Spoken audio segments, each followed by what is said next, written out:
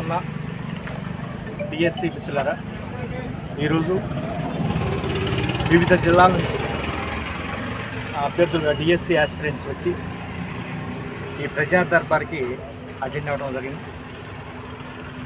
మరి డిఎస్సి అభ్యర్థులకు ఉన్నటువంటి సమస్యల మీద ఈరోజు లోకేష్ గారికి ఇవ్వడం జరిగింది.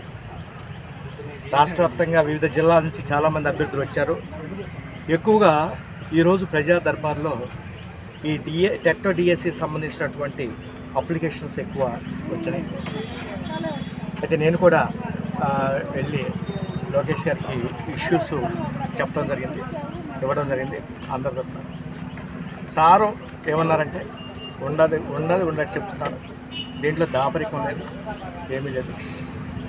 సారు ఏమన్నారంటే మేము ఆల్రెడీ సిలబస్ నవంబర్ ఎండింగ్లో ఇచ్చేసాము. నన్ను అడిగారు సిలబస్ ఇచ్చి ఎన్ని నెలలు అయింది, ఇప్పటికైనా అనుకోలేదు. సుమారు 7-8 నెలలు అయింది సార్ అన్నాను. మరి 6-7 నెలలు అయినప్పుడు మరి మీరు చదువుకోకుండా, పిల్లలు చదువుకోకుండా ఏం చేస్తున్నారు అని అడగటం జరిగింది.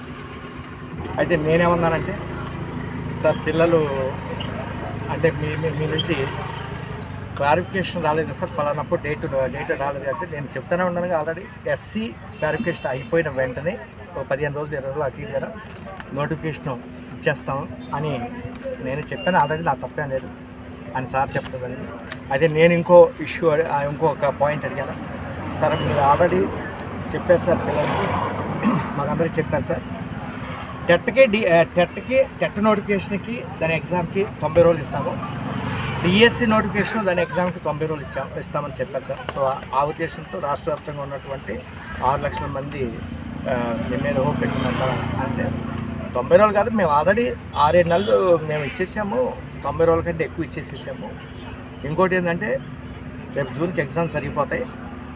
అదే మాకు కొత్త పిల్లలు వస్తారు, టీచర్స్ రిక్రూట్మెంట్ జరగాలి, అదేవిధంగా కొత్త స్కూల్స్ ఇవన్నీ ఎస్టాబ్లిష్ చేస్తున్నాం. కాబట్టి దీంట్లో మార్పు లేదు. కాబట్టి జూన్లో ఎగ్జామ్స్ జరిగిపోతాయి అని చెప్పడం జరిగింది. కొంచెం చూడండి సార్, పరిశీలించండి సార్ అని అంటే నో క్వశ్చన్ అట. సో దీని మీద ఆల్రెడీ అనకొచ్చేది లేదు.